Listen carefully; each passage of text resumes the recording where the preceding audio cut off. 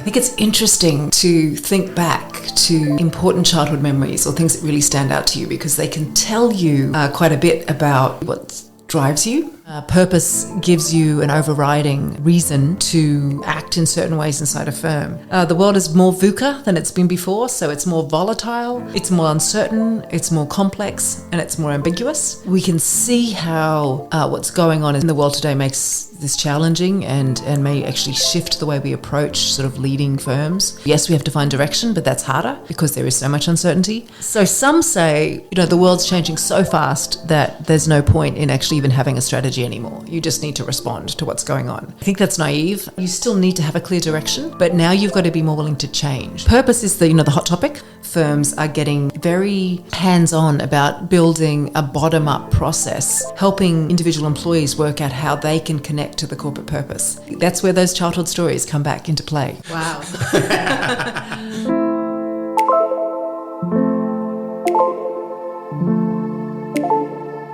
Hi everyone, and welcome to the very first casting session of Voices of a Business School hosted by AVT Business School. In the studio today, we're excited to welcome strategy professor Susan Lynch from INSEAD, together with AVT's very own director Jesper Bergman. My name is Frederica, and I will be here to introduce you to every single episode of the podcast in the forthcoming future. I'll let the experts do it for now. Thank you for listening. Let's dive into it. Welcome, Susan, to the AVT podcast. Today we have Susan Lynch from INSEAD in our podcast studio, and we will ask Susan about strategy execution, and purpose. But first of all, it will be really interesting to hear just a little bit about your life up to this day. Wow. Sure, yes. So it's great to be here. I was born in Australia. I actually did a couple of degrees. I did a law degree and a commerce degree. And from that background, went into consulting. And so my first job was at McKinsey. And I spent 7 years there, traveled the world, really enjoyed the experience, really loved the idea of helping businesses solve important problems. And after the 7 years, decided to take a little break and did a PhD. And I did a PhD at London Business School in strategy, in strategy and international management, and enjoyed that experience and really enjoyed becoming a little more expert in one topic.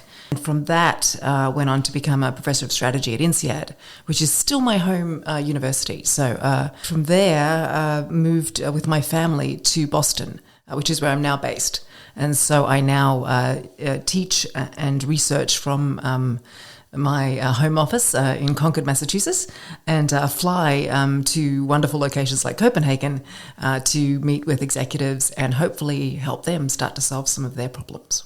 Brilliant. I would just like to go back to Australia just for a little bit and dig into your background. Yes. So growing up there, what about some childhood dreams? Well, it's interesting because we talked about this in a session that we did yesterday here at AVT. But I think it's interesting to think back to important childhood memories or things that really stand out to you because they can tell you quite a bit about maybe what drives you, because I think there's some things that perhaps don't change. Yeah, I think what I most wanted to be as a little kid, and I don't know why, was to think big thoughts and have people kind of, be interested in them. But weirdly, the way that manifested was to think the big thoughts, I really felt I had to be isolated and deprived. So I had to live in a tower on a craggy cliff and be fed bread and water. Don't know why. And to be kind of, for those thoughts to be desired, I guess, somehow it involved travel for me. And maybe that's because I lived in Australia, which always seemed very far from everywhere. But it involved sort of flying around in planes and talking to people. So, kind of a prescient childhood dream, I guess, in some ways, which was crazy. Yeah. Eventually you went traveling a lot for McKinsey. Yes, I joined McKinsey in the Sydney office, had actually quite a few trips as you do, but my main trip was to transfer from Sydney to New York after a couple of years. And so I was then based in New York, and from then it's flying to visit clients and particularly senior management teams is extremely common. Traveling around for McKinsey advising, when you look back at your experience there, what were some of the main takeaways? I was just thinking if there's any difference when you're looking at how you would go about thinking about business then versus today. So I think there's a couple of differences. One is definitely my age and experience. So as a young person starting out, it's all about kind of learning and starting to understand actually the complexities of running, working, directing a large organization were things that started to fascinate me. And I saw how difficult it was, frankly, to make change happen inside large firms. So I think that was kind of one of my big takeaways. I enjoyed learning how to make small changes happen. Thank you for your reflections. And there has certainly been changes taking place throughout history. Yeah, so in today's environment, we talk about VUCA as to explain what's really happening or the challenging environment that we exist. But can you just tell us about what the four letters actually stand for? Certainly. So I believe it's a military analogy. That's where the term was first used. But again, it's another buzzword that we are hearing all the time. The world is more VUCA than it's been before, so it's more volatile, it's more uncertain, it's more complex, and it's more ambiguous. We typically run those words together, frankly, so I think there's some overlap between what all those words mean, but it basically means it's going to get hard, right, to decide what to do. I was just thinking about, were they themes that you were talking about when you were developing strategies for clients, etc.? Yeah, the interesting thing is the world has always seemed extremely uncertain. Consider where we are today, you always think, wow, everything's changing. I guess the big changes happening in the 90s were the emergence of the internet, which I was fascinated in myself. And I did a lot of work with telecom firms. So some on this podcast might be old enough to remember, but in the 90s and early 2000s, firms were investing hundreds of millions of dollars in building internet backbones. And what nobody knew was how big the internet would be. There was a lot of speculation. And so, in fact, most of these firms overbuilt. So we had a lot of firms actually did quite badly because they spent too much money invested in the internet, over capacity in the sort of internet backbones. For the consumer, it was great because the internet became cheap. But for the firms, it was very hard to kind of get their money back from what they'd spent. They felt it was extremely uncertain at that time. So what's interesting is I think firms have always felt that the world is a little VUCA. It does seem right now that, yes, so much is happening, even with the war in Ukraine right now, which is so much uncertainty. So it's always been a factor. I guess the uncertainty also prevailed around integrating the internet in one's business model and strategy then. And how do you see artificial intelligence? Is there also a great uncertainty about how to integrate that into one's strategy? Do you see the same kind of relevant in that debate about embedding that into your strategy? Or? I definitely do, though I think it's a little different. I think there is more certainty about adoption. I think that this is going to happen. It's no longer something you speculate on. And I also think that the ability to experiment with these technologies is a lot easier and cheaper than it was for, say, a telecom firm deciding to build an internet backbone, which is a very large fixed cost. So for a relatively small marginal cost, you can sort of dip your toe in the water of AI. You can get AI services from, the big tech companies and see what you can do with them. And I think that's quite different. So I think firms are right to question how much this will change their business. I think it will. But I think they should not hesitate because I think for a very relatively small amount of money, they can experiment with what a lot of these digital technologies like AI can do for them. And so it's almost an imperative that you have to try. So the internet will kind of, the infrastructure, as opposed to AI, is more building on top of what they already have. Yeah. Perhaps. So recently you spoke about the DAC framework, so the direction, alignment, commitment. Would you just describe how that might be helpful when you think about your leadership in today's world? Sure. So I'm borrowing from the Center for Creative Leadership there. It's a framework that's been around for quite some time. I like it. It's really simple. If we think about the three elements, directing, aligning, and building commitment for your organization, we can see how what's going on in the world today makes this challenging and may actually shift the way we approach sort of leading firms. Yes, we have to find direction, but that's harder because there is so much uncertainty. So you need to, make sure that there's an approach to both respond to change, but also to anticipate what changes might be out there so that you can keep reorienting your direction. Direction is not something you set and follow, but rather you have to constantly keep adjusting it. In terms of alignment, because of that change and that churn in direction, I think it means, again, you have to have some fluidity in how you align your organizations. And that's hard to establish because structures are hard to kind of move and change. So, that's where I do see increasing reliance on agile approaches. And also purpose. Purpose gives you an overriding reason to act in certain ways inside a firm. And by using sort of purpose as that overriding reason, and then kind of agile ways of responding to the changes in the environment, I think you can more quickly align to the direction that you set. Commitment, the third element of the framework, is about building commitment for the direction that you're trying to pursue, the goals you're interested in pursuing. And again, that purpose-driven approach helps to do that. And even agile as an approach to executing change helps you do that, because agile is very people-centered. It's about giving people autonomy so that they can pursue the initiatives that you're trying to put in place with a lot of autonomy, pursuing that purpose. And just those aspects of agile tend to make more committed employees and give people more of a reason to want to kind of engage and develop the change programs you're trying to pursue. Susan, there are also views out there that firms are too slow in responding to changes in the environment. What is your thinking about that? So some say, the world's changing so fast that there's no point in actually even having a strategy anymore. You just need to respond to what's going on. I think that's naive. If you think about it more than once, it's hard to kind of make sense of that to me. You still need to have a clear direction to start with, and that's what a robust strategy process can give you, is a direction that you have some confidence in.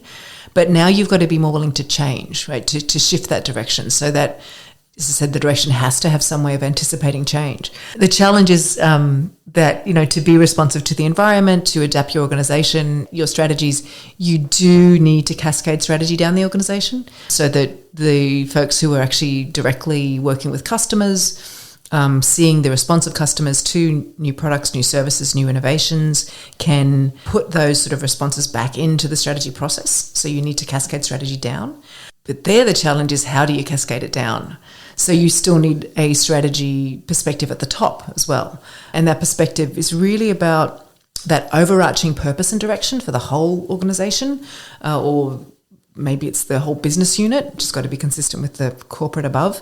And then, and I think this is probably the new piece, and I think firms are still working out how to do this well, is how do you break down the strategy process so you can allocate it lower down in the organization? So how do you make it more modular? And whatever you choose will have trade-offs. So, you need to be making choices about how to break the strategy teams down so that they're more at the coalface, but then recognizing, if you chose customer facing by geographic markets, you lost something versus doing it at a product level or a brand level. Constantly kind of working out, well, what's the trade-off we're making? Does this make sense? And do we need to do something different? Mm. So the strategy execution bit is really tricky in businesses, is certainly what the response, and we've got statistics about the poor implementation often. To your point, is that the main kind of challenge, is alignment, as opposed to adapting the strategy going forth, ensuring that we actually align throughout the organization? Where do you see the big challenges in the firms you work with? It varies by firm, right? So, a large portion of firms don't have a very clear direction as to where they want to go. Okay. So I think for many firms, having a better perspective on the overall direction they're trying to pursue in terms of, most firms understand what products or services they're trying to sell. Another portion of those firms know what customer segment they're trying to sell them to. So they're more refined in their segmentation and have a kind of clear idea as to why a certain set of customers want their product. I think an even smaller set know how they're going to win in that market that they're going to play in. So really understanding what's your source of competitive advantage, is it sustainable? How is that likely to play out over time? And what are you going to do to defend that position or reinvent yourself if you need to? I think far less firms understand that piece of it. And then underneath that, again, I think a small portion of firms understand what their true distinctive capabilities are. Most firms think that they do something, so does everyone else, so we'll just use that capability, as opposed to really understanding, is there some capability that you have or can develop that makes you better than anybody else, which positions your strategy in a very clear way. So, firstly, most firms could benefit by better, clear direction and strategy process. If you have that, then I think the challenge becomes alignment. What's your perspective in terms of innovation? Also, when we think about competitive advantage, because I think, many authors, at least also consulting firms, try to push innovation so that that's the only way you can basically sustain a competitive advantage, that you keep reinventing yourself right from looking at the segments or the value proposition that you offer, etc., and creating new markets, etc. What's your take on that?